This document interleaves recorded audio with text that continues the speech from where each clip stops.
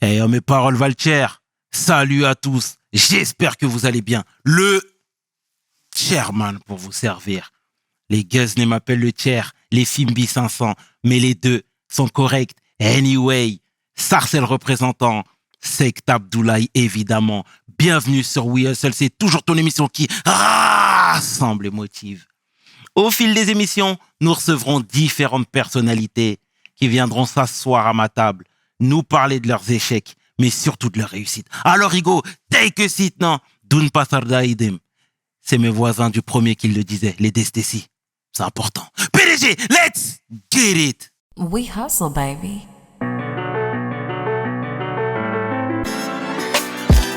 Le chairman. We hustle, baby. Le chairman. We hustle, baby. Le chairman. De retour sur We Hustle et aujourd'hui, je suis fier de recevoir mon homeboy. Ancien parisien. Homme de terrain. Homme de cœur. J'ai nommé Mevlout Erding. Take a seat, Mev, Ego. Comment ça va, mon frère? impeccable, mon frère. Et toi, ça va? Très bien. Merci d'avoir accepté l'invitation, frangin. Je suis un grand fan du Paris Saint-Germain. C'est vrai? Tu vois ce que je veux dire? Donc, on va retracer le parcours, on va retracer la petite vie. Et déjà, avant de commencer, merci vraiment pour ta simplicité, pardon.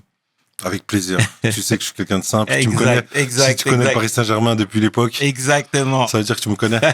Mais, est-ce que tu peux te présenter, s'il te plaît, pour celles et ceux qui ne te connaissent Bien pas? sûr.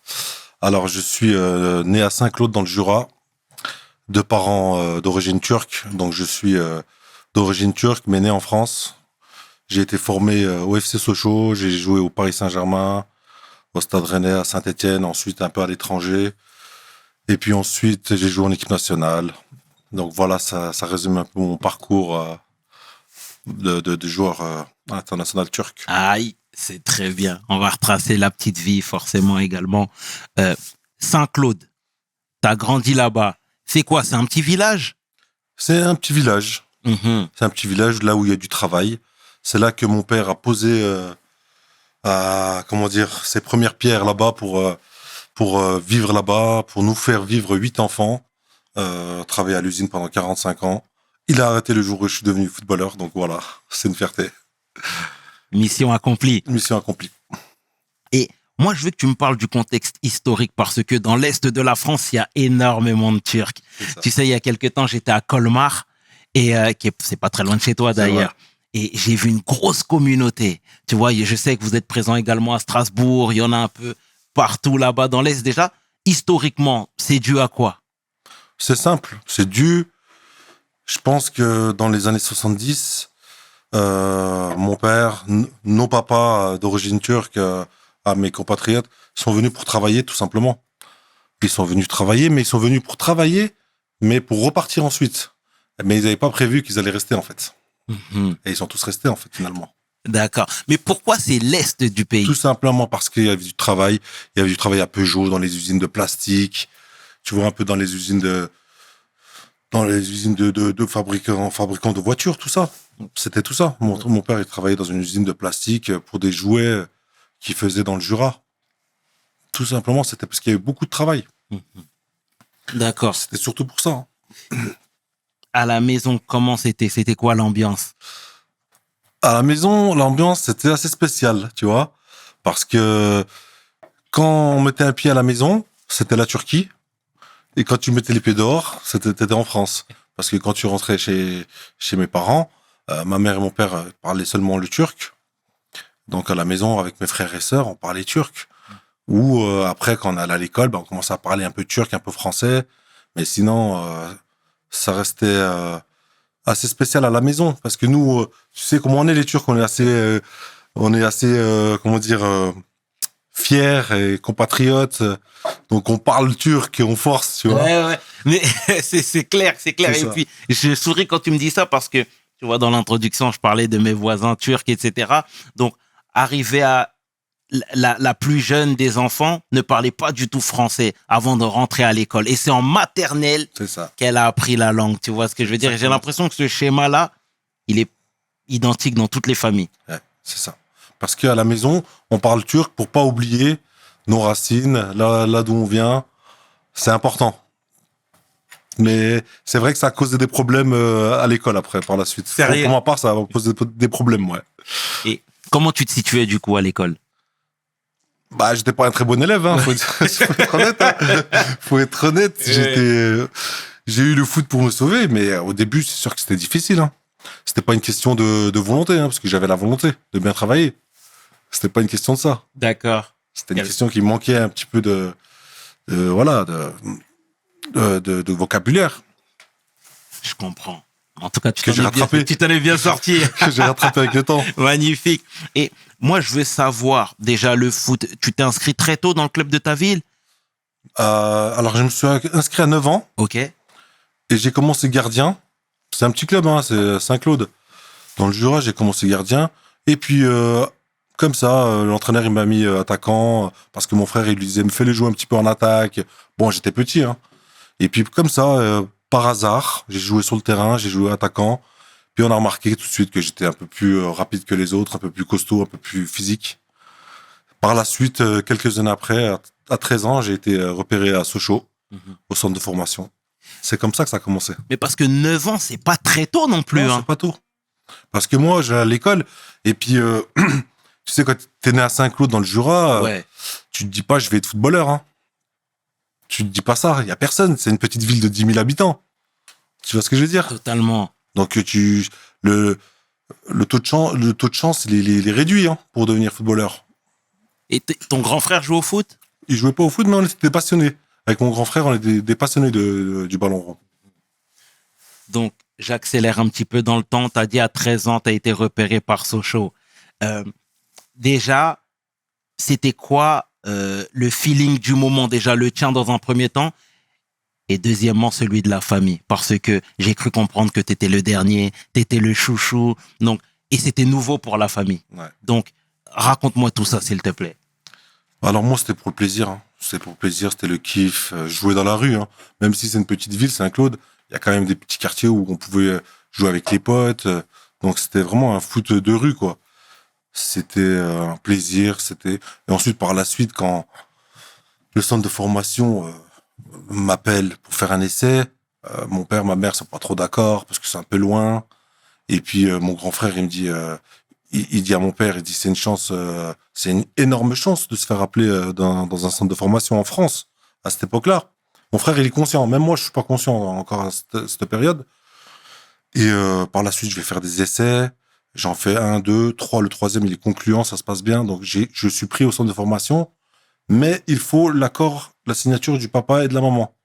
Mais moi, mon père et ma mère ne veulent pas que j'aille à Sochaux parce que c'était à 3-4 heures de route. Donc, j'ai 13 ans. C'est normal que leur plus petit enfant, voilà, ils sont, on va dire, ils sont hésitants pour accepter. Donc, ils s'acceptent pas. Et mon frère leur parle longuement pour leur faire comprendre que j'ai des chances de devenir footballeur, même si arriver à 13 ans dans un centre de formation, t'as des chances réduites quand même pour devenir pro. Mais mon frère, il veut saisir la chance. Donc, j'y vais, mon père signe, je vais au centre de formation. Là, c'est un autre monde, là. Parce que tout change. Je mange plus comme à la maison. Tu vas plus à l'école comme à la maison. Tu te fais des nouveaux potes. Tu restes dans un centre de formation. Donc, tout change. Tu manges plus ce que tu faisais ta maman à la maison. L'école, ça devient un peu plus dur. Le foot, c'est entraînement tous les jours. Donc, je mets un certain temps à m'adapter. Mais pendant cette période-là, voilà, comme j'ai beaucoup de sœurs, beaucoup de cousins, beaucoup de familles, et puis mon père à l'époque, qui était beaucoup derrière moi, j'ai leur soutien, mais c'est pas gagné. Voilà.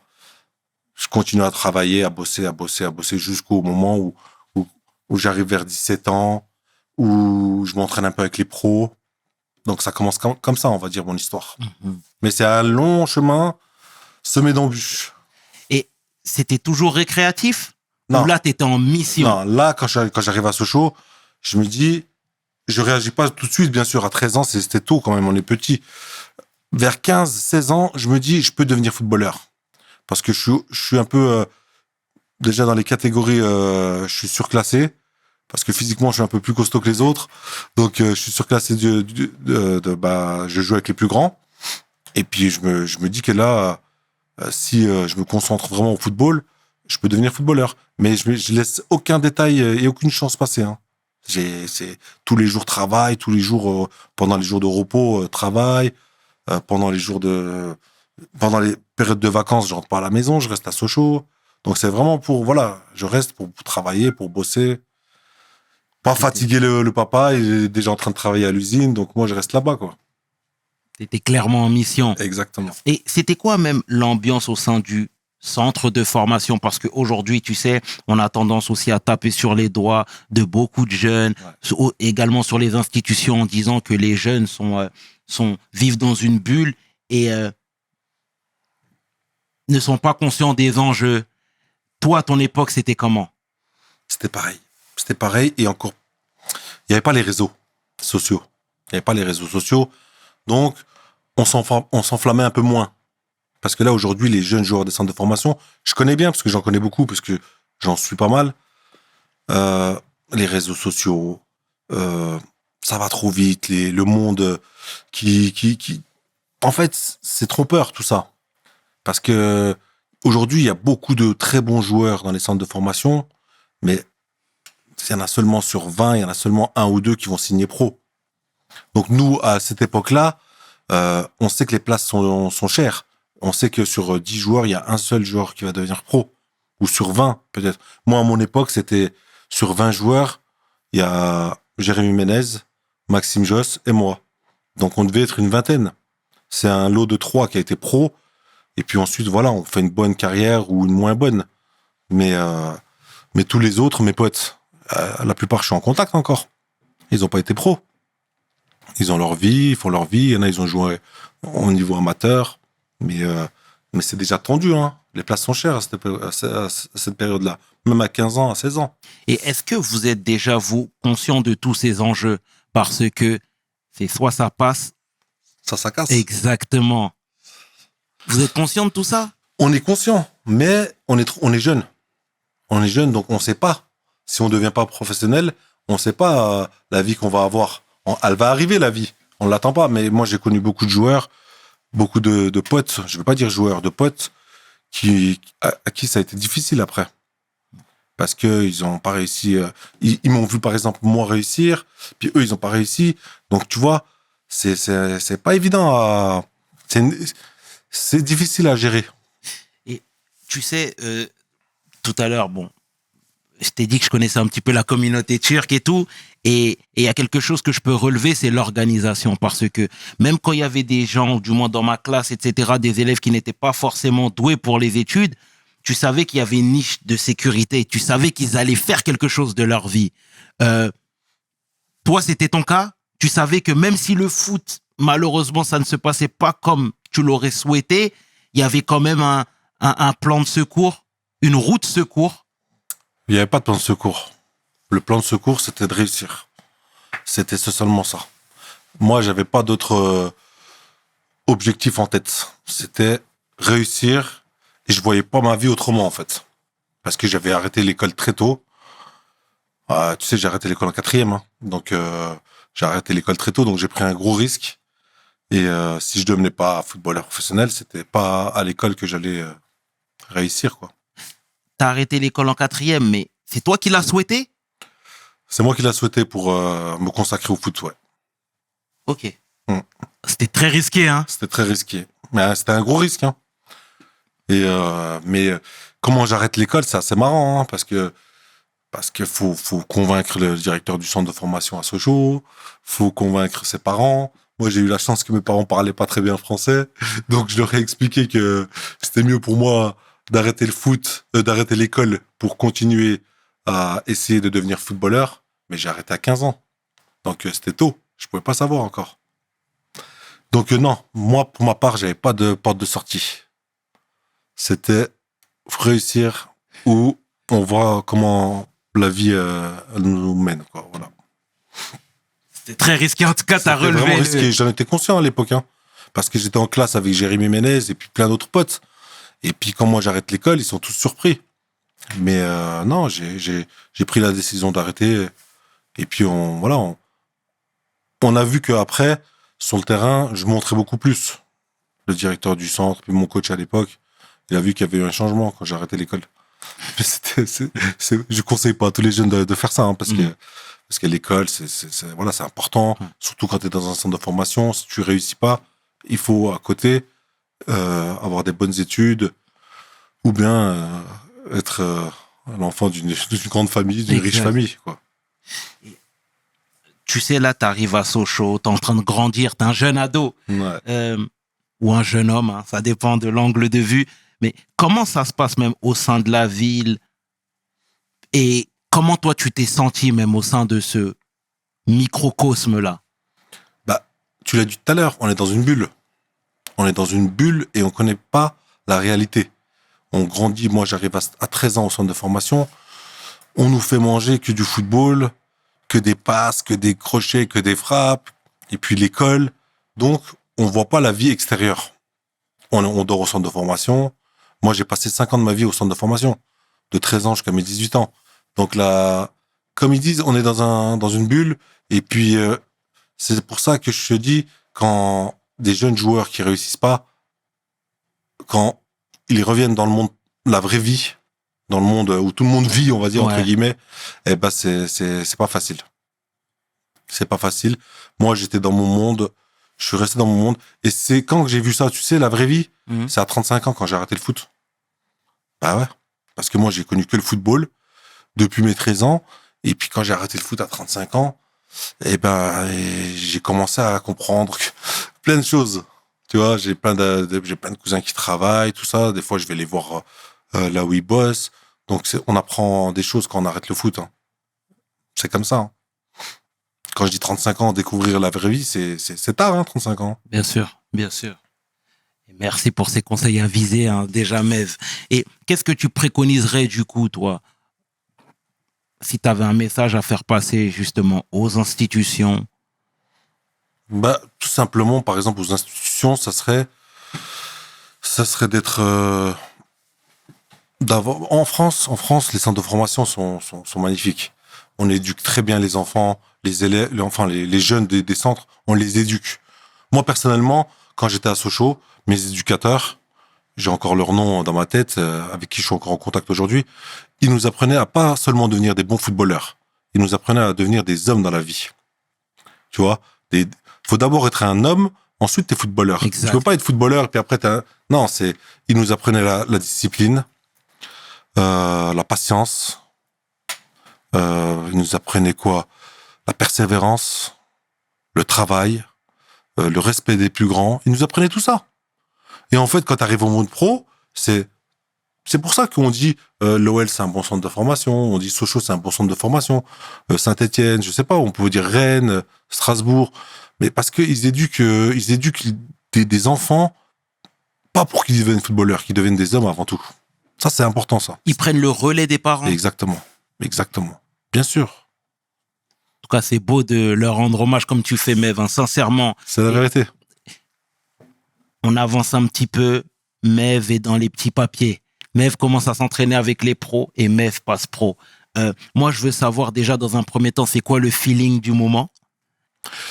Je commence à m'entraîner avec les pros et puis le week-end il arrive et il y a 2 attaquants qui sont blessés. Le coach il me convoque dans son bureau. Il me dit, on a un match demain à Ajaccio. Donc, on est vendredi. Tu vois, imagine-toi le match samedi à 20h. Et il me dit, je vais te prendre avec nous. On part ce soir. Tu vois, quand il y a le déplacement en Ligue 1 ou en Ligue 2, c'est souvent la veille de match pour faire des mises au vert. Donc, il me dit, je vais te prendre sur le banc. Donc, moi, déjà, tu vois, je vais être dans le groupe avec les pros. J'ai 18 ans à l'époque. Je me dis, c'est déjà... Bon, j'ai pas signé pro. Hein. Je suis amateur. J'ai un contrat jeune, mais le coach, comme il lui manque de joueurs, il me prend dans le groupe. Et puis déjà, moi, je prends un avion privé avec eux. Tu vois, 18 ans, je sors du centre. Déjà, je joue avec des joueurs. À l'époque, il y avait Mika Isabé, ouais. Teddy Richer.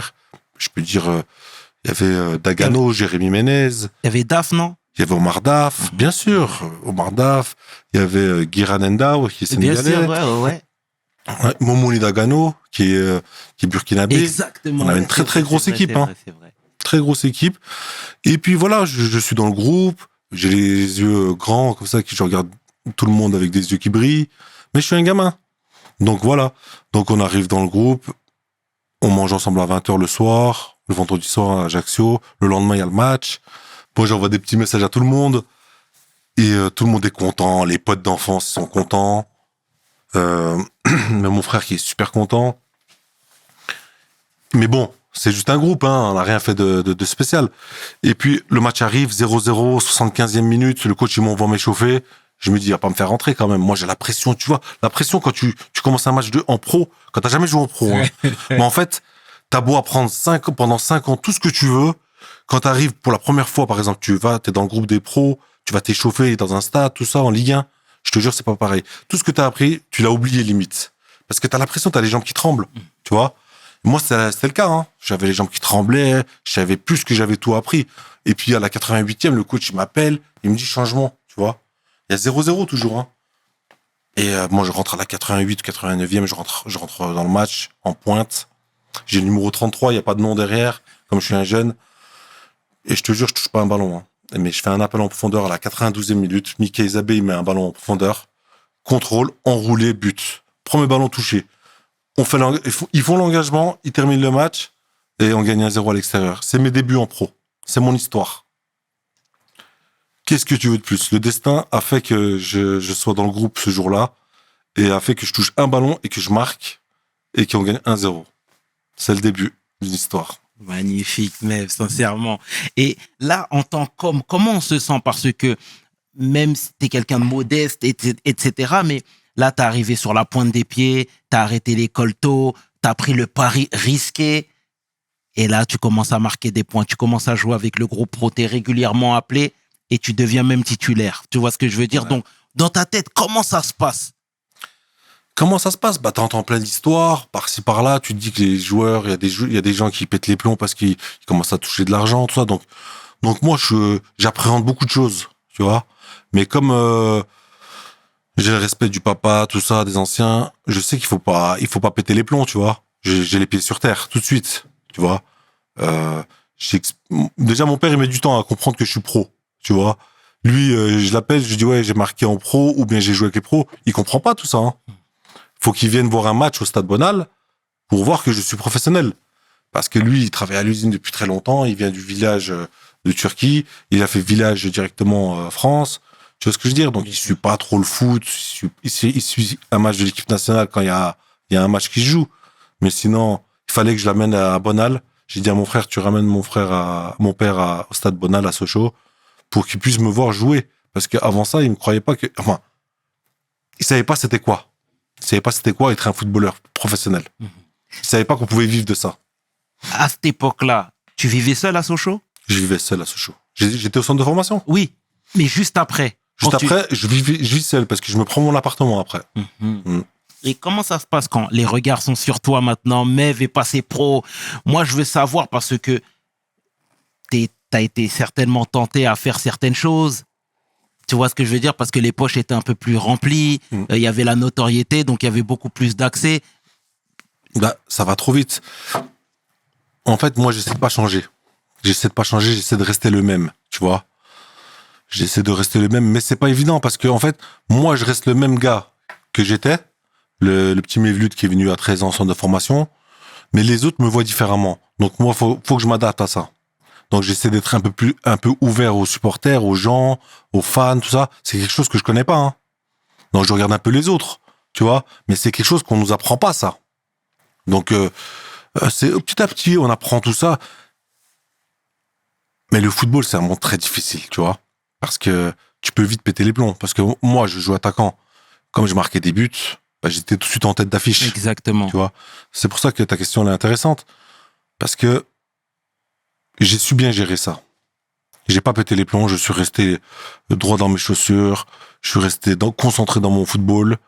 Et puis, j'ai essayé de faire profiter un peu la famille. J'ai construit une maison à mon père au village. Tu vois, c'était des choses que mon père, il voulait, quand il vient en France, c'est son objectif, tu vois. C'est de construire une petite maison au village, retourner en Turquie, mettre un peu d'argent de côté. Mais tout se passe pas comme ça quand il vient en France. Tu vois, parce que les enfants grandissent, parlent français, s'adaptent, se marient, tout ça. Tu vois ce que je veux dire? Donc, qu'est-ce qu'il fait? Moi, la première des choses que j'ai fait, c'était ça, en fait. J'avais un truc papa, arrête de travailler, c'est bon, tu peux rester à la maison. C'était ça, tu vois ce que je veux dire? Absolument, absolument, Mev. Et tu sais, on parle tout le temps d'entourage parfois néfaste. Toi, il n'y a pas des gens quand même qui ont tenté de t'approcher? Tenter, ouais. Mais après, il y en a Des toujours. gens qui n'étaient pas faits pour marcher avec toi, on se comprend. Exactement, bien sûr. Bien sûr, après, c'est à toi de choisir ces personnes-là. Mais même si tu choisis, tu fais attention, tout ça, il y a des personnes qui peuvent rentrer dans ta vie et te nuire quand même sans que sans que tu doutes de quoi que ce soit. Tu vois ce que je veux dire? Absolument. Bien sûr. Tout à l'heure, tu parlais de ton frère. Tu disais ô combien il était important dans ta carrière et dans ta vie, même de manière générale. Est-ce que lui t'a mis en garde parce que il a les codes français, parce qu'il connaît tout ça? Le papa, c'est un peu abstrait pour lui, tout ça. Tu vois ce que je veux dire? Donc, moi, c'était le rôle du grand frère. Il faisait le rôle du père un peu. Tu vois? Donc, c'est exactement ce que tu dis. C'était, fais attention à ça, fais attention à lui, fais ça, fais ci, fais ça. Puis, mais quand t'es jeune, t'écoutes pas trop, hein.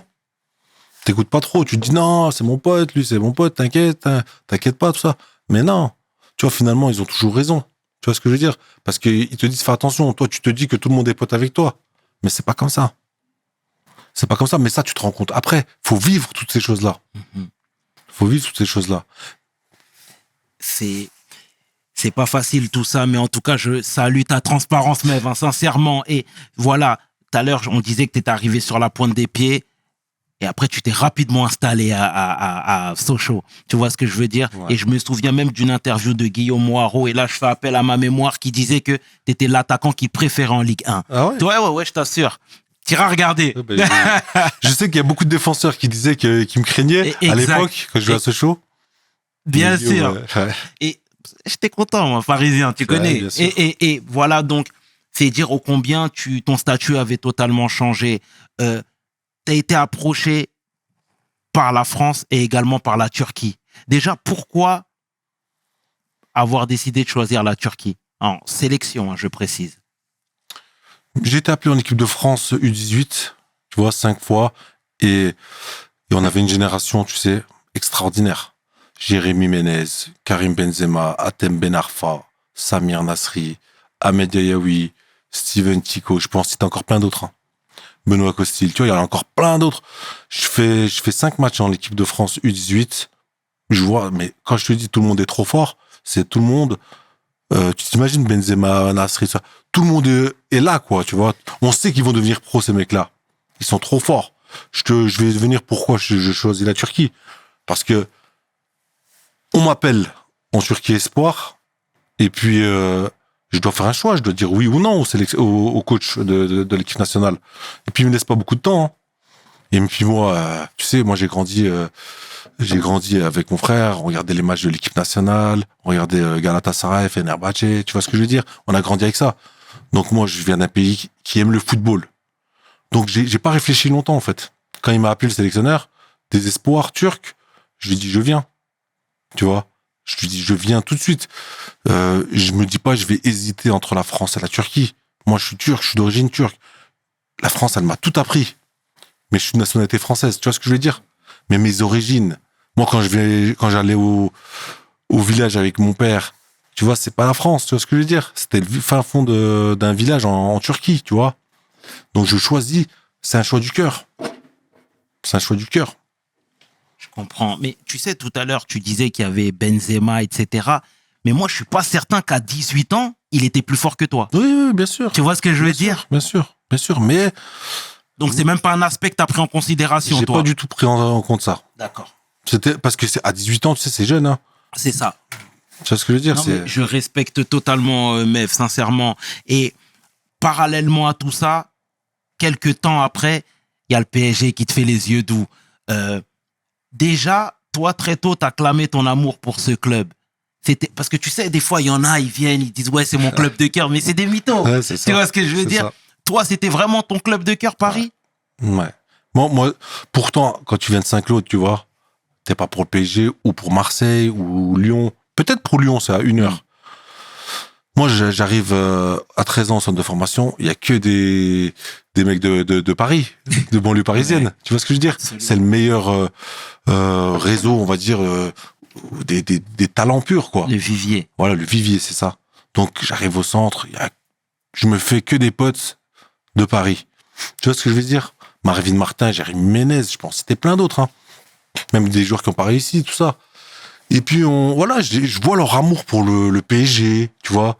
Je vois leur amour pour Ronaldinho, tu vois, JJ Okocha, tout ça. Puis, je commence à regarder. Avant, je regardais que Galatasaray, Fenerbahçe, tu vois. Mais je commence à regarder, je suis. Et puis, c'est parti comme ça, tu vois. C'est parti comme ça, mon amour pour le PSG. Ça a commencé à 13-14 ans. Et t'arrives du coup au PSG dans un vestiaire où il y a Makelele, il y a Julie, il y a Waro, Cessignon, Coupé. Tu vois, je fais appel à ma mémoire encore. C'était. Très bonne mémoire. Ouais. Donc, déjà, moi, je veux savoir, parce que t'es quelqu'un de modeste, frère. Là, t'arrives dans ce vestiaire. Comment on se sent? Parce que je crois même que t'avais été élu meilleur espoir de Ligue 1. Troisième meilleur espoir. Troisième meilleur espoir, autant pour moi. Tu vois, ma mémoire me fait un peu défaut.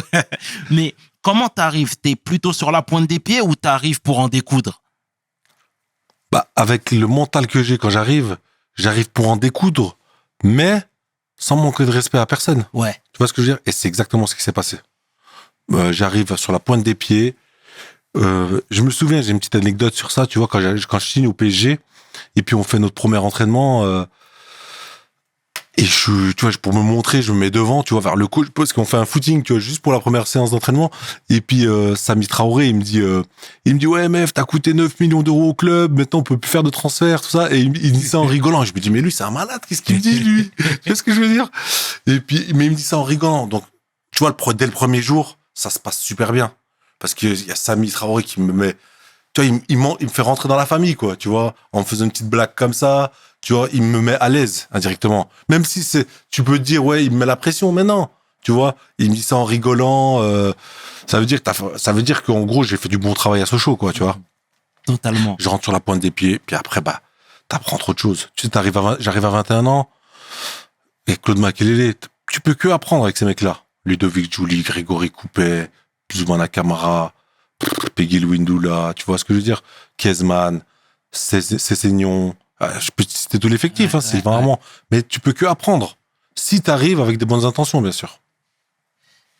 Je vois totalement, Frangin. Et au PSG, du moins au début, ça se passe plutôt bien pour toi. Tu t'installes. Tout à l'heure, tu disais que tu étais le plus petit de la famille. Est-ce que là, tu as senti toute cette pression sur tes épaules en disant que là, tu n'as plus le droit de fauter? À la limite, à Sochaux, tu pouvais te cacher encore un petit peu. Là, tu es aussi bien la fierté de la famille que du pays même. Ouais. Tu le sentais déjà? Je sentais, ouais. Je sentais parce que pour jouer, quand tu joues au PSG, puis t'es appelé en équipe nationale, le PSG, c'est quelque chose en Turquie. Donc, il faut montrer. Donc, moi, j'ai des bouts de match en sélection, tu vois, il me fait jouer un match amical, ça se passe moyennement bien, il me sort à la mi-temps. Parce qu'il faut montrer tout de suite. Tu joues dans un championnat, dans un grand championnat en France, tu joues au PSG, t'as 21 ans. Donc, forcément, on attend beaucoup de toi. Parce que, même sans manquer de respect au championnat turc, tu vois, ils jouent en Turquie, les autres. Moi, je joue au PSG. Et puis, à l'époque, moi, je joue avec des mecs qui jouent ça. Nihat Kaveci, il joue à la Real Sociedad, meilleur buteur du championnat, avec des super attaquants. Mais, ouais, la pression, on la sent. On la sent. Tu vois, au PSG, tu dis, t'as cité des noms, etc. C'était des gros noms, hein. T'étais dans une grande ville aussi. Tout à l'heure, tu disais que t'étais très terre à terre. Mais comment t'as fait pour garder cette ligne de conduite à Paris, une ville où il y a toutes ces tentations, une ville où t'es approché constamment, etc. Tu brilles de mille feux, d'autant plus, quand ça fonctionne. Moi, je pense que j'aurais pu vriller, moi, jeune à Paris, avec tout cet argent, etc. Comment toi, t'as pu rester focus? C'est une très bonne question. Quand j'arrive de Sochaux, tu sais ce que je fais? Je prends un appartement juste à côté du centre d'entraînement, du camp des loges. Et qu'est-ce que je fais? Je me dis, je fais maison, centre d'entraînement, maison, centre d'entraînement. Et pendant 6 mois, je connais pas Paris, je sors pas dans Paris, je fais que ça. Je fais maison, centre d'entraînement, maison. Pendant 6 mois, les 6 premiers mois, je fais ça, pardon. Et puis, ça m'aide dans mon adaptation. Tu vois? Parce que je me dis, j'arrive de Sochaux, petite ville, comme tu dis, j'arrive à Paris. Ça peut aller trop vite, hein. Mais qu'est-ce que je fais? Je reste à la maison, il y a pas de tentation. Je reste à la maison, je bouge pas. Pendant 6 mois, je fais comme ça. Petit à petit, après, les restos avec les potes, tout ça, tu vois. Petit à petit. Mais j'ai fait très attention dès le début. T'étais en mission. J'étais en mission. C'est ça. Mais non, c'est excellent, Frangin. Et à Paris, pourquoi, ou du moins à cette époque-là, avec l'effectif que vous aviez, tout ne s'est pas passé comme prévu? Là, t'as senti que, parce qu'à Sochaux, c'est un club familial, là, à Paris, il y a beaucoup de pression, il y a beaucoup d'ego également. Ouais. Est-ce que tu sentais que tout le monde voulait briller de mille feux? Parfois, on voulait ta place. Ouais. Parfois, on voulait ta part du gâteau. Ouais. Tu l'as senti? Ouais, bien sûr. Bien sûr, j'ai 21 ans, je suis dans un vestiaire. Bien sûr, la plupart des joueurs m'apprécient dans le vestiaire, mais il y a beaucoup de joueurs qui veulent me mettre des bâtons dans les roues. Tu vois ce que je veux Il y dire? a prescription aujourd'hui. Il veut bien. Il y a prescription. Mais c'est pas méchant, tu vois ce que je veux dire? Ouais. En fait, j'ai 21 ans, tu te dis, titulaire au Paris Saint-Germain, puis tu regardes dans l'effectif, il y a des attaquants qui ont 27, 28 ans, peut-être 30 ans d'autres. Ils sont, je veux pas dire jaloux, mais ils essaient de te mettre des bâtons dans les roues pour te prendre ta place. Mais moi, j'étais bon à l'époque, tu vois ce que je veux dire? Donc, malgré tout ça, si tu marques le week-end, ta place, tu l'as, tu vois? Mais sinon, bien sûr, moi, j'étais en concurrence avec Kezman, Peggy Louindoula, tu vois ce que je veux dire? Donc, bien sûr, des fois, ça se chamaillait, mais c'était pas méchant, tu vois ce que je veux dire? Si aujourd'hui, par exemple, je revois Peggy, je vais lui dire, ouais, t'as vu, tu t'essayais de me piquer, tu vois, quand j'étais jeune. Il le sait, de toute façon, mais c'était le jeu, Ouais. tu vois, c'était pas... C'est comme ça. C'était le jeu. Est-ce que, du coup, pas ces attitudes en l'occurrence, mais parfois, il y a certains comportements qui t'ont dégoûté du football, qui t'ont fait dire, j'ai pas fait tout ça pour finir comme ça. J'ai envie de passer à autre chose. Tu me suis? Ouais. Il y a beaucoup de fois, je me suis posé cette question. Ouais. Plein de fois. Pendant que je jouais, je me disais, quand je vais arrêter, je vais sortir de ce monde, je vais plus rester dans ce monde parce qu'il y a beaucoup de choses qui me dégoûtaient, bien sûr. Mais après, tu te dis quand même que c'était un rêve de gosse. Mais c'est un métier, bien sûr. Je vois la question que tu veux poser parce que c'est difficile. C'est un monde très difficile. Hein. C'est comme peut-être le monde du showbiz, hein, je sais pas. Hein. Mais c'est un monde où quand ça va, tout va bien pour toi. Mais quand ça va pas, c'est difficile. On est moins avec toi. C'est un peu comme dans tout, hein. Moi, ça m'a dégoûté. Moi, quand j'ai arrêté le foot pendant 1 an, j'ai pas suivi de match, j'ai pas suivi je me disais, je vais plus rien regarder, quoi. Tu vois ce que je veux dire? J'ai arrêté à 35 ans. Donc, ça fait 2 ans et demi. Donc, dès que j'ai arrêté, j'ai tout arrêté dans le monde du football. Tout arrêté. Mais après, tu vois, tu te dis, bon, la vie, elle continue. Donc, qu'est-ce que je fais? J'ai recommencé à regarder les matchs, j'ai recommencé à suivre les matchs. Et puis, c'est quelque chose que j'aime. Donc, je me suis remis là-dedans, en fait. Et tu vois, quand t'es footballeur, et là, en l'occurrence, au Paris Saint-Germain, tu gagnes bien ta vie, il y a tous les spotlights sur toi, etc. Tu peux facilement vriller parce que t'es tout le temps épié. Voilà. Est-ce que il y a des choses que t'aurais aimé faire, et que tu n'as pas fait, à savoir des choses qui auraient pu te mettre en phase avec la réalité? Tu vois ce que je veux dire? Par exemple, je te dis, aller visiter des jeunes dans des clubs de prévention ou dans des collèges. En fait, tous ces facteurs-là qui t'auraient aussi peut-être permis de garder les pieds sur terre, montrer que, te rappeler du moins que tu es un privilégié. Ouais. Je vais donner 2-3 exemples que j'ai, tout simple. Tu sais, un exemple, quand tu te blesses dans le foot, tu vois, dans le monde professionnel, c'est un handicap pour toi, tu vois ce que je veux dire? Donc, le coach veut que tu reviennes vite, les médecins veulent que tu reviennes vite, on va dire. Donc, des fois, la plupart des matchs, tu peux jouer blessé, hein. Donc, si moi, je reprends un peu de recul, je me dis, si les moments où je me suis blessé dans ma carrière, tu vois, des blessures musculaires, ou des blessures où tu te fais opérer, tout ça, hein, j'aurais dû prendre plus mon temps, je me disais. Je me dis ça. Parce que j'ai pas assez pris mon temps, j'ai pas... En fait, le football, c'est tellement devenu... tu vois, on était des machines, en fait. On n'avait pas le temps pour les sentiments, pour que la blessure, elle revienne à 100%, tout ça. Non. C'était, tu vois, dès que ça va un petit peu mieux, on rejouait. Et puis des fois, on avait mal, mais on rejouait. Tu vois, on était des machines un peu. C'était pas la réalité, ça. Tu vois ce que je veux dire? Donc, il y a ça. Et puis, il y a d'autres exemples que je peux donner. C'est quand t'es footballeur, tu vois, tu t'es dans une bulle. Des fois, il y a des gens, ils te reconnaissent, des gamins, tout ça, c'est leur rêve. Ils te voient à la télé, tout ça. Puis, des fois, une fois, ma sœur, elle me fait une remarque. Elle me dit, quand quelqu'un te demande une photo, s'il te plaît, pour moi, fais-le. Elle me dit, fais toujours un sourire.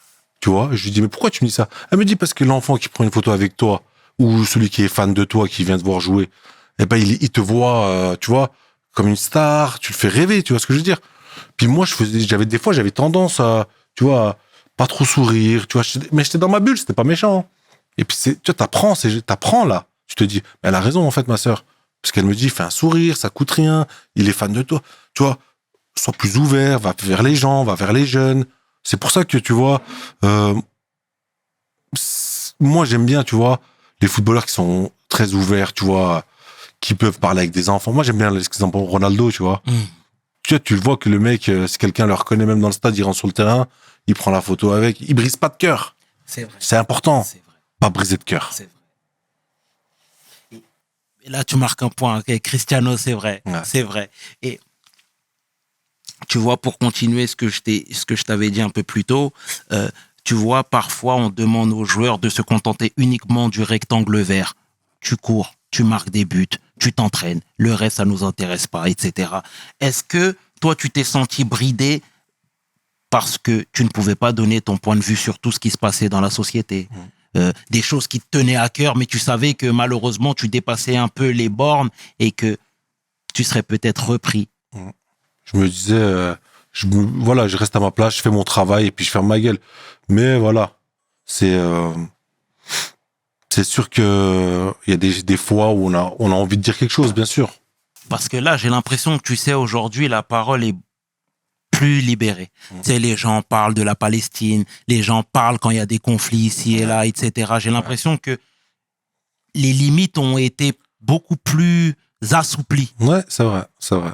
Ouais, mais parce que faut dire, à un moment donné, on peut pas fermer les yeux sur tout, hein. Tu vois ce que je dis? On peut pas boucher les oreilles, on peut pas fermer les yeux. Donc aujourd'hui, les gens ouvrent les yeux parce qu'il y a les images aussi, tu vois? Tu vois ce que je veux dire? Qui veut qu'il y ait la guerre sur Terre? Personne. Personne. Qui veut que des enfants meurent? Personne. Tu vois ce que je veux dire? Donc, même des gens qui n'étaient pas touchés sont touchés. Tu vois ce que je veux dire? Même moi, j'entends. Tout le monde entend beaucoup plus de choses, que les gens sont un peu plus ouverts. Bien sûr, des fois, quand il prend un parti un côté, ça déplaît aux autres. Mais à un moment donné, il faut être du côté de la justice. Tu vois, des personnalités publiques, ou même pas publiques, hein, je dirais. C'est personne veut qu'il y ait la guerre sur Terre. Si on parlait de ça. Hein. En tout cas, j'admire ta franchise, hein. Ouais, Sincèrement, mais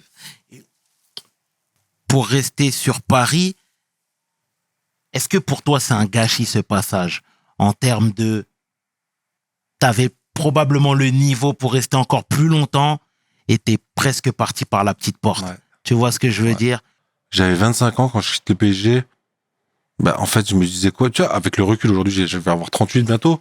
Je me dis, j'aurais dû être un peu plus patient. J'aurais aimé que, tu vois, quelqu'un me dit, sois patient, tranquille, tu vas apprendre beaucoup de choses. Parce que, tu vois, les Qataris sont arrivés. Il y a Leonardo qui est arrivé. Il y a les Italiens, Ancelotti, tu vois ce que je veux dire? Donc, faut pas se dire, ouais, je vais moins jouer, voilà, il y aura que des stars qui vont... Non, mais t'es là pour apprendre, tu vois ce que je veux dire? T'es là pour apprendre avec eux. Et moi, je suis parti trop vite. J'ai un regret par rapport à ça, bien sûr. C'était pas forcément pour être en concurrence avec Ibrahimovic que je dis ça, tu vois. C'était pour apprendre. Tu vois, parce que moi, je suis là, tu vois, je suis personne, je suis là pour apprendre. Je suis pas là pour voler des places ou quoi que ce soit. J'étais là pour apprendre. J'arrive de Saint-Claude, mon père, il vient de Turquie. Tu vois, tu pars de nulle part, hein, quelque part. Mm-hmm. Tu vois ce que je veux dire? Totalement ce que tu veux dire, franchement. Surtout qu'il y avait de la place, hein, pour toi. Il y avait de la place. Je suis persuadé. Il y avait de la place. Puis en plus, moi, j'avais une super relation avec Ancelotti. Tu vois? Donc, ceux qui jouaient ou qui jouaient pas, c'est un super coach, c'est un super mec. Donc, tu vois ce que je veux dire? Donc, fallait être patient, t'apprends. Même si tu joues pas, t'apprends, tu restes. Mais c'est pas grave, je suis resté un petit peu, je les ai connus, tu vois. Voilà, des fois, on fait tous des petits choix qui après, changent une carrière ou quoi que ce soit. Mais moi, c'est pas grave, tu vois. T'apprends quand même. Et le foot, ça va vite. Ça va trop vite. J'ai arrêté le foot il y a 2 ans. J'étais footballeur il y a pas longtemps, quand. C'est bien juste. Et Mev, tout à l'heure, je te disais ô combien t'étais la fierté de ton pays, hein. Ouais. Tu vois, parce que t'as porté les couleurs du maillot turc, alors que t'aurais pu jouer pour l'équipe de France, etc. Et ça, c'est pas quelque chose de négligeable. Moi, je veux que tu me parles, s'il te plaît, de la fierté turque. Parce que, tu sais, c'est une expression, on dit t'es fier, on dit t'es fort comme un turc, mais t'es fier comme un C'est turc. vrai. Tu sais, j'ai eu l'occasion de me rendre à 2 reprises dans ce merveilleux pays, tu vois ce que je veux dire? Et tu vois partout, il y a le visage d'Atatürk. Ouais. Tu vois partout des drapeaux turcs. Les gens sont tout le temps vêtus du maillot rouge, etc., dans la ville, etc. Déjà, moi, je veux que tu me parles de ce sentiment d'appartenance, s'il te plaît. Je pense que ça, c'est un comportement qui nous reste de l'Empire ottoman chez les Turcs. Tu vois ce que je veux dire, frérot? C'est parce qu'en Turquie, il faut savoir quelque chose. Ce que j'aime bien dans mon pays, c'est que en Turquie, il n'y a pas seulement que des gens qui sont turcs, tu vois, parce que dans l'Empire ottoman, il y avait beaucoup de nationalités. Tu vois ce que je veux dire? Absolument. C'est ça que je trouve qui est beau. En parlant de la Turquie, je parle d'Istanbul, tu vois. J'aime bien. J'aime bien parce que moi, j'ai beaucoup d'amis arméniens, j'ai beaucoup d'amis kurdes. Mais tous ces gens-là que je te parle là, c'est des Turcs, hein. Ils ont passeport turc, hein. Tu vois ce que je veux dire? Mais ils ont des origines différentes. Tu vois ce que je veux dire? C'est ça qui est beau en Turquie, c'est que ils sont fiers de leur équipe nationale. Comme tu as dit, ils voient des photos d'Atatürk, tout ça, parce que c'est celui qui a créé la République de Turquie. Avant ça, il y avait l'Empire ottoman. On est fiers. On est fiers, tout simplement. On est fiers de notre pays. C'est quelque chose que on a dans le sang chez les Turcs, c'est vrai. C'est vrai. Je suis d'accord avec toi.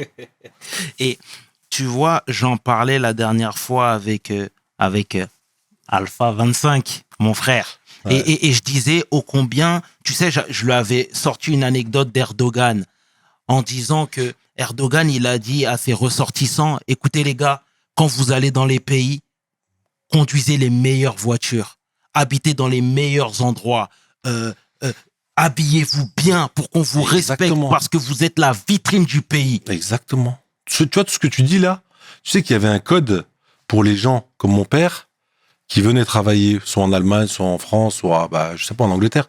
Ils avaient un code. Quand ils descendaient des trains en France, en Allemagne, tout ça, ils avaient un code. C'était le Turc est respectueux, le Turc n'est pas voleur, le Turc est travailleur. Tu vois, ils avaient des codes comme ça. Tu vois ce que je veux dire? Moi, mon père m'a pas dit ces codes-là. Mais dans l'éducation, ça vient tout seul. Tu vois, on se dit, on doit pas faire, on doit respecter les anciens. Mais c'est une éducation, tout ça. C'est une éducation d'un pays. Tu vois. C'est beau ce qu'il a dit Erdogan, mais ce qu'il a dit, c'est un truc qui est dans les gènes depuis très longtemps, ça. Et c'est très bien parce que, tu sais, tout à l'heure, je te disais au début de notre échange que les Turcs avaient toujours cette niche de sécurité, à savoir, ils voulaient pas que les enfants partent en vrille. Je le dis vulgairement, Ouais, tu vois ce que bien je veux dire? Donc, ça corrobore finalement plus ou moins avec ce que tu es en train de me dire, à savoir, ayez toujours le bon comportement. Exactement. C'est exactement ça. Tu sais, je vais te donner un exemple tout simple. Tu vois, cette table-là, quand ma mère, elle est venue au centre de formation pour me déposer avec ma mère, mon père, mon frère, j'avais 13 ans. Puis elle a vu les chambres, des chambres de 4, des chambres de 3. Elle a vu les tables, elle voyait les chaussettes de foot par terre, les crampons, tout ça. Elle m'a dit, mon fils, oh là là, tu vas dormir ici, tu vas vivre ici, comment tu vas faire? Tu vas vivre, tu vois, avec du monde, quoi. Et je lui ai dit, mais c'est pas grave, t'inquiète pas, ça va bien se passer. Elle m'a dit comme ça, mon fils, si tu vois 5 centimes sur cette table, je veux pas que tu les voles. Je lui dis, pourquoi? Je lui dis, 5 centimes, c'est rien, je lui dis, maman. Elle me dit, mais si tu voles un petit truc, tu perdras 10 fois plus. Tu vois ce que je veux dire? C'est des petits trucs comme ça qui ont fait que t'as une bonne éducation. Tu vois ce que je veux dire? C'est des petits détails, tu vois. J'essaie de dire ça à mon fils, tu vois. Quand je lui dis, quoi, tu vas à l'école. C'est des trucs basiques, hein. Il y a des choses, la gentillesse, le respect, la volonté, tout ça, c'est gratuit, tout ça. On est à propos des détails ici, donc c'est merveilleux et merci pour ce que tu nous envoies comme amour et comme force, frangin. Et tu sais, pour rester sur la Turquie encore, moi j'ai sillonné un peu le pays, je suis à la Konya, je suis allé, tu vois ce que chez les ayatollahs là, voilà. Konya, c'est joli, hein. Tu vois ce que je veux dire? Religieusement, t'as dû te Ouais, régaler, là. ouais, c'est très beau Konya. Je suis allé à Pamukkale, tu vois ce que je veux dire? À Sesme, tu vois, je raconte un peu ma vie, mais c'est pour que tu saches que je ne mens pas. Ouais, bien sûr, mais attends, t'as dans des beaux Tu endroits vois ce en que je veux Turquie. dire? Et en fait, moi, j'ai été subjugué par le paysage et les infrastructures. Et tu vois, petite anecdote, mais je parlais avec une Italienne qui est venue visiter le pays, tout comme moi, et elle m'a dit, c'est fou, mais en Europe, on ne nous montre pas cette partie de la Turquie. Ouais, je suis d'accord avec toi. Bien sûr. Parce que, bien sûr, on n'en montre pas. Parce qu'on dit, c'est triste de dire ça, hein, mais tu vois, on dit Turquie, je sais pas, tu vois, voilà, c'est à l'est, quoi, tu vois. On se dit bon, ils sont pas très éduqués, on se dit ils sont pas très, on se dit pays musulman, donc on a des appréhensions. Malheureusement, c'est triste, mais bah, je vais dire ça, mais c'est pas parce que je suis turc, mais la Turquie c'est un pays différent. La Turquie c'est un pays qui est très bien éduqué, c'est voilà, pour moi c'est un pays c'est un très beau pays avec un très beau président. Il y a des gens qui sont très bien éduqués. Et parce que pour eux, c'est pas vendeur de montrer la Turquie sous un bel angle, hein, peut-être. Hein. Exactement. Et puis, la plupart des gens se disent, la Turquie, c'est un pays musulman, donc Erdogan, c'est un dictateur. J'ai entendu plein de choses comme ça. Comment ça me désole quand je vois ça. Tu vois? Parce que c'est pas le cas. Tu vois? Tu vas en Turquie, si t'es musulman, tu peux aller à la mosquée si tu as envie, hein, je te parle. Si t'es chrétien, tu vas à l'église. Si t'es juif, tu vas à la synagogue. Il y a tout. Tu vois ce que je veux dire? C'est un exemple de convivialité. Tu vois, alors qu'on parle que des problèmes, malheureusement. En tout cas, je confirme tes dires, cher frère. Et tout à l'heure, on parlait du fait que parfois les footballeurs sont un peu bridés, etc. Je sais qu'en Turquie, il y a le conflit, malheureusement, entre les Turcs et les Kurdes, etc. Toi, déjà, comment tu vois ça? Parce que tu es un patriote. Ben, je vois ça tout simplement, je trouve que c'est ridicule, tu vois. C'est ridicule. Nous, aujourd'hui, les Turcs, les Kurdes, les Alevis, on est tous des frères. Mais celui qui est kurde, on respecte son origine kurde. Tu vois ce que je veux dire? C'est comme si moi je suis turc et puis voilà, on me disait non, mais il faut respecter tout le monde.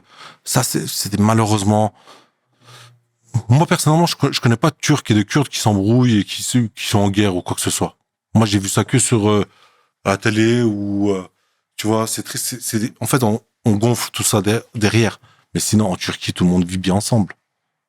Moi, personnellement, je trouve que c'est des trucs ridicules, tout ça. En France, tu dis pas... je vais pas dire n'importe quoi, frérot, mais non, on n'a pas de problème avec les Kurdes. Les Kurdes n'ont pas de problème avec les Turcs. Sincèrement, il n'y en a pas de problème. Il y a des minorités, malheureusement. Malheureusement, et justement, tu m'enlèves un peu les mots de la bouche parce que malheureusement, même si toi, tu dis que sur le terrain, il n'y a pas de conflit visible, mais il y a des infos qui nous remontent quand même, malheureusement. Ouais, je suis d'accord. C'est quoi? C'est le jeu politique qui veut ça?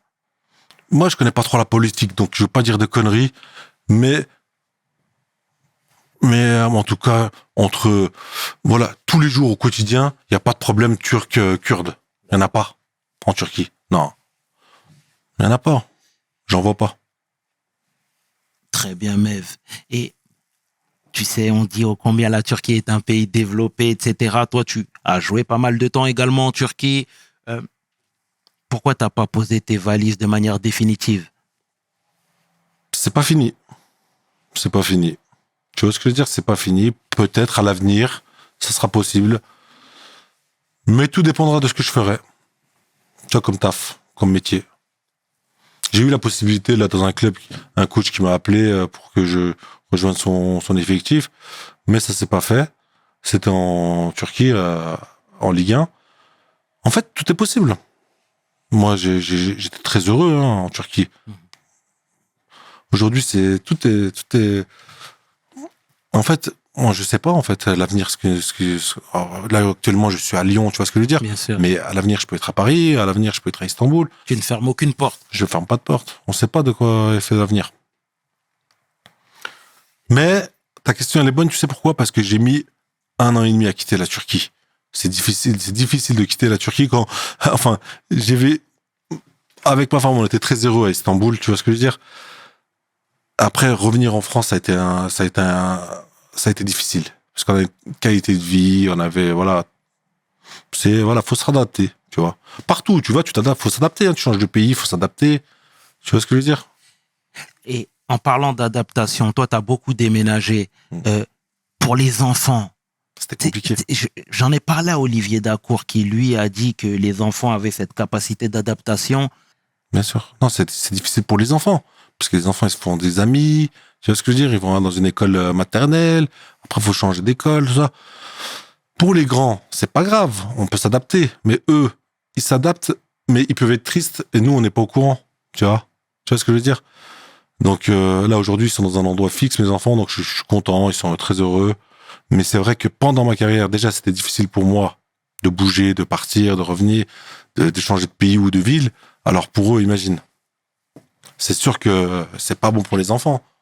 Tu vois, moi, je suis resté jusqu'à 13 ans à Saint-Cloud dans le Jura. À 13 ans, je suis arrivé à Sochaux.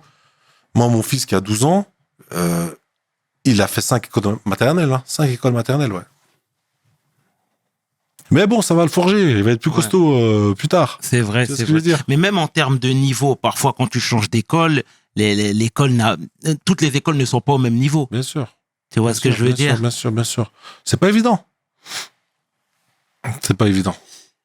Moi, je veux que cette fois-ci, tu me parles, parce que depuis tout à l'heure, on dit ô combien les footballeurs vivent un peu dans un microcosme, à savoir, ils sont comment dire, dans leur petite bulle. Ouais. Voilà, pour être totalement clair avec toi.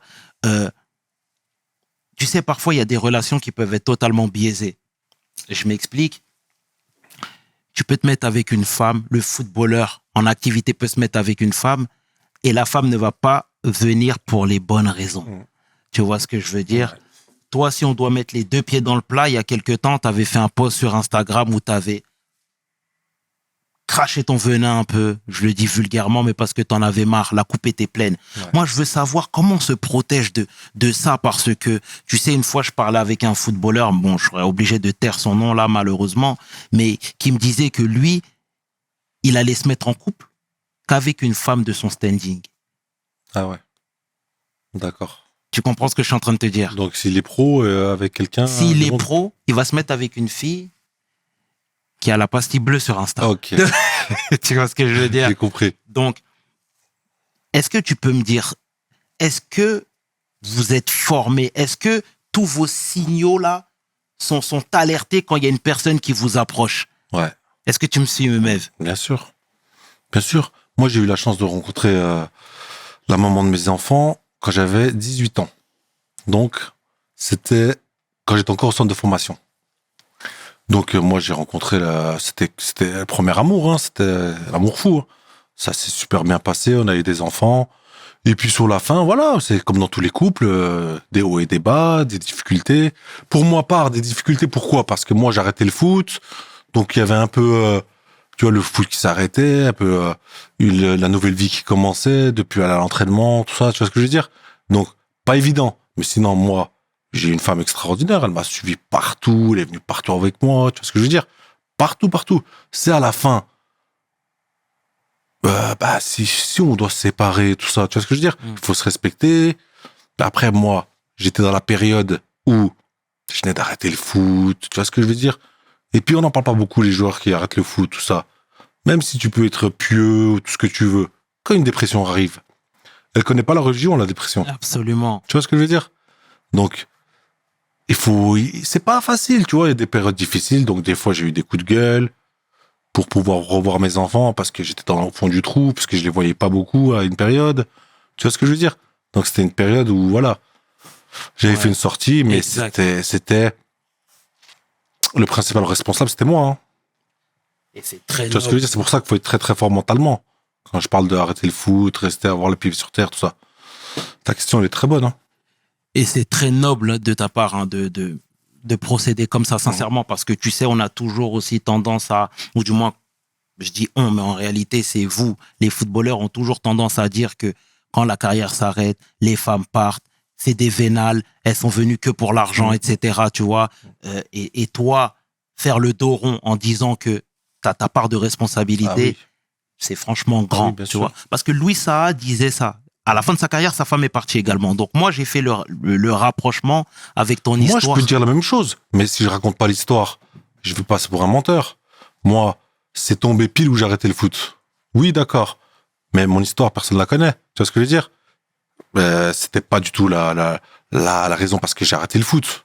C'était parce que, voilà, c'était personnel, c'était entre nous deux, c'était rien à voir avec tout ça. Tu vois ce que je veux dire? Mais moi, je comprends quand les joueurs peuvent dire ça, parce que ça peut arriver. Mais c'était pas le cas pour ma part. En tout cas, je me répète, c'est très noble, hein, mais sincèrement. Et tu sais, pour reprendre tes propos, t'arrêtes ta carrière, t'es tout le temps à la maison, t'es en train de déprimer, tu sais pas quoi faire de ta vie, t'as de l'argent, mais tu sais pas quoi faire. Ouais. Moi, je veux savoir, est-ce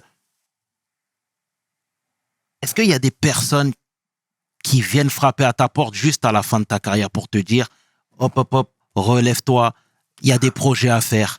Il y a des choses que tu dois entreprendre. Il y a une deuxième vie qui commence. Ouais. En fait, tu vois ce que tu dis là? Il y a des gens qui sont venus, mes proches, me dire ces choses-là. Mais déjà, par moi-même, ces choses-là sont naturellement là. Et je dois être conscient et assez intelligent pour me relever tout seul. J'ai 3 enfants. Tu vois ce que je veux dire? J'ai une maman qui est un peu âgée, qui compte. Tu vois ce que je veux dire? Puis moi, je suis un papa. Je dois être un bon papa, je dois être fort, je dois être costaud, je dois être présent pour mes enfants, tu vois. Donc y a pas besoin de venir me relever. J'ai le mental pour. Tout seul, j'ai le mental pour me relever. Et puis je me relève. Mais la période où quand t'arrêtes le foot, quand t'es au fond du trou, tu te dis ça va être difficile. Tu vois ce que je veux dire? Ça va être difficile. Franchement, c'est des bonnes questions. Et t'en parles avec les autres footeux, à savoir de l'après-carrière, mais vraiment juste après. Là, tu sais, t'as digéré pendant 1 an, mais moi, je te parle juste après. Là, quand t'as limite fait ton jubilé. Ouais. Non, j'en parle pas beaucoup. Il y a beaucoup de monde vient à mon jubilé, tout ça. Même dernièrement, j'étais avec Jérémy Ménez, avec Mathieu Bodmer, avec Mamadou Sakho, tu vois. Je parle pas trop de tout ça, tu vois ce que je veux dire? Parce que nous, on est des potes, tu vois, à la base. Mais tu vois, Jérémy, il est pas au courant de ce qui m'est arrivé depuis 2 ans et demi. Tu vois ce que je veux dire? C'est grave mon pote, hein, tu vois. Mais je le raconte pas tout parce qu'on a une fierté de côté, tu vois. On n'a pas envie de lui raconter. Mais ouais, faut montrer qu'on est costé aussi. Hein, faut pas tout raconter non plus. Et tu sais, il y a Jay-Z, le rappeur, qui disait que lui, par moment, il allait voir un psychologue parce que quand il est sur scène, quand il lève le petit doigt, toute la foule lève le petit doigt. Tu vois ce que je veux dire? Et les gens l'écoutaient religieusement. Ouais. Donc lui, il va voir le psychologue pour savoir s'il est normal. Ouais. Tu vois ce que je veux dire? Est-ce que toi, ça t'a déjà traversé l'esprit d'aller voir un psy? Ouais. Est-ce que tu l'as peut-être déjà fait? Non, mais j'en vois toujours un. Ok. Tous les 3 mois, je suis suivi parce que moi, en fait, je veux pas dire que j'ai traversé des périodes difficiles. Tu vois ce que je veux dire? Parce qu'on était footballeurs, on était en bonne santé. Aujourd'hui, il y a la guerre sur Terre. Tu vois ce que je veux dire? Donc, on peut pas se plaindre. Mais moi, j'ai foi en Dieu. Tu vois ce que je veux dire? Mais en fait, après, il y a la vie de tous les jours aussi. Donc, quand t'es un peu fier, puis têtu, tu te dis, mais je vais pas aller voir un psychologue, je vais pas aller voir un psychologue. Mais non, faut y aller. Il faut y aller. Tu vois, une dépression, des problèmes dans la tête, tout ça. Quand ça te tombe dessus, il se dit pas, ouais, il est musulman, celui-là, il est chrétien, et celui-là, non! Il faut, voilà, peut-être s'aider avec la religion, avec Dieu, avec sa foi pour s'en sortir. Mais, dans tout ça, il y a le psychologue, il y a le psychiatre, il y a la maman, il y a les enfants, il y a la femme, il y a les amis, il y a les neveux, il y a le frère, il y a les sœurs. Il y a tout ça. Je partage totalement ton avis, mon frangin. Mais t'as un père solide. Ouais. Ben, c'est comme ça. Hein. Tu sais, quand j'allais voir le village d'où venait mon père, quand j'étais gamin, de ma naissance à mes 13 ans, on allait tout le temps avec un camion, tu vois, je dormais derrière, moi, on partait en camion, en voiture, jusqu'en Turquie, jusqu'au village. Donc, quand tu vois tout ça, tu vois ce que je veux dire? T'es déjà forgé, tu vois. Tu sais ce que tu veux. Quand j'arrive au centre, j'ai un objectif, c'est être footballeur. Mais si je suis pas footballeur, au moins, j'ai été respectueux, j'ai été un bon travailleur, j'ai laissé une bonne image. Voilà, tu vois, tout ça, c'est des trucs de base, en fait, que tout le monde doit avoir. Et ça, c'est des conseils que je donne aux jeunes avec qui je parle. Parce que je parle avec des jeunes des centres de formation. Je leur dis tout le temps la persévérance, le travail, la patience. Mais aujourd'hui, c'est quelque chose qui se fait rare, tout ça. Parce qu'il n'y a pas le temps. Des paroles pleines de sagesse, Mev. Sincèrement, je suis vraiment admiratif. Et est-ce que toi, avec tout ton parcours de vie et les contacts que tu as, c'est des choses que tu as essayé de faire remonter à travers les différents centres de formation? Ouais, des fois, des fois, je parle devant les jeunes comme ça au centre de formation à Sochaux, tu vois, ça peut m'arriver, tu vois. Ou des fois, je suis au téléphone avec des joueurs qui ont fait un match, qui m'appellent après leur match. Parce que moi, je me mets à leur place. Comme j'ai été joueur, quand j'avais un match et puis, tu vois, si j'étais ami avec un joueur, je l'aurais tout de suite appelé pour lui demander alors j'ai fait un match comment? Tu vois ce que je veux dire? Donc, moi, je donne des conseils. Je dis voilà, ça, t'as fait bien, là, t'as fait bien. Je donne des conseils. Mais les premiers conseils que je donne, c'est le respect des éducateurs, c'est le travail, la persévérance. Tout ça, c'est les choses que j'ai pas besoin de le dire. C'est Cristiano Ronaldo qui le dit ou qui le prouve par son comportement. Tu vois ce que je veux dire? Mais c'est quelque chose qui se fait rare. Faut dire honnêtement, dans les centres de formation ou chez les jeunes, c'est quelque chose qui se fait rare aujourd'hui. Tu vois, parce qu'aujourd'hui, on vit dans un monde, en 2024, tout va trop vite, les réseaux sociaux, tout ça. Faut revenir aux choses, tu vois, aux basiques. Travail, persévérance et patience. Mehmet joue au foot? Mehmet joue au foot dans un petit club, ouais. Pour le plaisir. Et si demain, il décide de devenir pro? Il fera ce qu'il veut. Ouais. Il fera ce qu'il veut. Pas forcément footballeur, mais s'il veut, je serai derrière lui. Premier supporter. Ouais. Et tout à l'heure, on disait ô combien tu étais la fierté de ta famille. Moi, je voudrais qu'on parle de la famille en Turquie. Ouais. Parce que tu sais, tu as la double nationalité. Et il y a des gens qui comptent sur toi. Ouais. Et en plus, tu es retourné jouer au pays. Ouais. Donc, moi, je veux que tu me parles de toute cette charge qui peut aussi devenir un fardeau. Bien sûr, c'était un fardeau.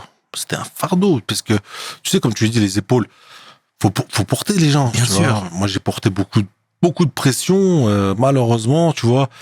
Et c'est pour ça que faut tenir solidement son couple, faut tenir solidement mentalement. Quant à tout ça, je te parle, hein, tu vois. Parce que ça, c'est la famille. Mais quand c'est pas la famille, c'est des parasites, souvent. Tu vois. Bien donc, sûr. Ça fatigue la tête, tout ça. Hein. Faut savoir trouver le bon milieu pour être en forme, pour faire bien son métier, être à 100% avec sa famille. Tout ça, c'est un juste milieu qu'il faut trouver. C'est pas évident. Et comment toi, t'as fait pour justement mettre les hauts là sans froisser les gens? Bah si, j'ai froissé beaucoup de personnes. Ok. Ah oui. Tu peux pas être aimé par tout le monde. J'ai froissé beaucoup de personnes. Beaucoup de familles, j'ai froissé aussi. De la famille, bien sûr. Parce qu'à un moment donné, moi, j'ai des enfants. À un moment donné, moi, j'ai ma vie à moi. Tu vois ce que je veux dire? Donc, tu peux aider des gens qui sont dans le besoin, des cousins, tout ça. Mais à un moment donné, tu vois, il faut pas que ça dépasse les limites. Mais souvent, malheureusement, chez nous, comme on est très famille, tout ça, souvent, ça dépasse les limites. Mais bon. T'as un exemple en tête? Non, mais c'est quoi? C'est un exemple, c'est quoi? C'est être beaucoup sollicité par la famille. Quand j'étais en Turquie, par exemple. Tu vois ce que je veux dire? Tu vois, des nouveaux cousins qui reviennent, que tu connaissais pas, tout ça, tu vois, qui veulent venir te voir, qui te demandent ça, qui te demandent si, financièrement, tout ça. Il y a trop de choses qui rentrent en compte. Donc, bien sûr que ça fatigue tout ça. Bien sûr. C'est pour ça, c'est pas facile d'être footballeur. Ouais. C'est pas facile. Totalement. Mais tu sais, moi, j'ai beaucoup d'empathie, hein, vraiment sur votre condition, parce que je sais ô combien vous êtes sollicité, ô combien il y a beaucoup d'argent en jeu. Tout le monde connaît les salaires. Tu vois ce que je veux dire? Et ça, c'est quelque chose de très dur à dealer. Tu vois ce que je veux dire? Donc, mais c'est une épreuve, frère. C'est ça, c'est des épreuves. C'est Les épreuves, faut les surmonter. C'est totalement ça, Mev. Et aujourd'hui, elle ressemble à quoi une journée type de Mev? Aujourd'hui, ressemble à quoi? Beaucoup au téléphone. Beaucoup au téléphone. Ça parle que de foot. Je vais voir des matchs. Je vais voir beaucoup de matchs. Puis sinon, je passe beaucoup de temps avec ma mère. Puis dès que je peux aller voir mes enfants, je vais voir mes enfants. Comment on sécurise son argent quand on a beaucoup d'argent, hein, et qu'on veut pas tomber à la paille? Tu vois, il y a malheureusement quelque temps Emmanuel Eboué qui est venu en nous disant qui a pris la parole en disant qu'il était totalement ruiné. On a vu d'autres cas de figure, bon, on va taire les noms, mais est-ce que toi, c'est dans un coin de tête? Bien sûr, bien sûr. Bah, t'essaies d'investir, t'essaies d'acheter des trucs pour que, à la fin de ta carrière, t'as de quoi vivre. Tu vois ce que je veux dire? Donc, tu vas acheter, tu vas essayer de recevoir des loyers, mais il y a aussi des moments où t'as eu beaucoup de demandes, t'as fait ça, t'as acheté ça, t'as fait ci pour l'autre, t'as fait ça, tu vois ce que je veux dire? Et ça, une carrière, ça va tellement vite que tu te dis pendant que t'es en train de jouer, ah, je peux faire ça, mais ça va très vite l'argent. Ça va très très vite l'argent. Dans les deux sens, hein. Faut pas se dire, ouais, j'ai 1 million d'euros et puis ça y est, c'est bon, c'est dans la... Non, ça va trop vite. Et toi, t'as bien sécurisé? J'ai sécurisé comme il faut. Tu vois ce que je veux dire? Moi, je pense à mes enfants, tu vois. Donc, je m'inquiète pas. En tout cas, tu fais plaisir. T'as vraiment les pieds sur terre, Mev, hein, sincèrement. Merci, ça me fait plaisir. Toi, du coup, tout à l'heure, je t'ai demandé à quoi ressemblait une journée type, mais qu'est-ce que t'aspires prochainement? Qu'est-ce que tu voudrais faire? Moi, j'aimerais rester dans le foot. C'est quelque chose que j'aime beaucoup, tu vois.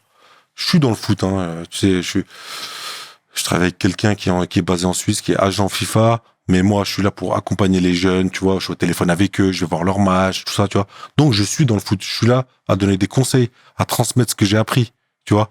Mais plus tard, peut-être, pourquoi pas, je sais pas, dans un club, tout ça. Mais tout ça, c'est plus tard. Après, aujourd'hui, je suis là.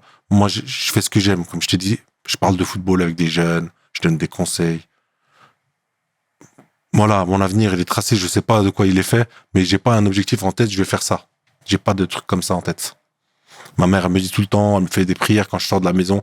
Je dis, continue à faire tes prières quand je sors. C'est tout ce que je te demande. Après, voilà, là, si la maman, elle fait des prières pour le fils, là, il faut juste essayer d'être une bonne personne, c'est tout. En tout cas, Mev, sincèrement, au nom de toute l'équipe de WSL, on te remercie, Frangin. Merci à toi. Et tu brilles, mon frérot. Merci Vraiment, à toi. tu dégages de bonnes vibes, t'es souriant, tu distilles des pépites. Et puis, comme je ne cesse de le dire, c'est pas facile de se livrer, de parler comme ça, à bâton rompu. Mais c'est important, frère, parce qu'il y a beaucoup de gens qui nous écoutent. C'est important. T'as fait des choses, tu fais des choses. Et si tu peux éviter aux gens d'emprunter ces chemins sinueux. Bien sûr, exactement. C'est ça. C'est exactement ce que tu dis. Si je peux. Respect, frère. Merci, mon frère. Merci, mon frère. Ça fait plaisir. Le tiers et qui est 500, tu peux inverser. Les deux sont corrects. Avec mon bas de frangin, j'ai nommé Mevlout Erding pour WSL. Mes paroles valent tiers. Peace. We hustle, baby.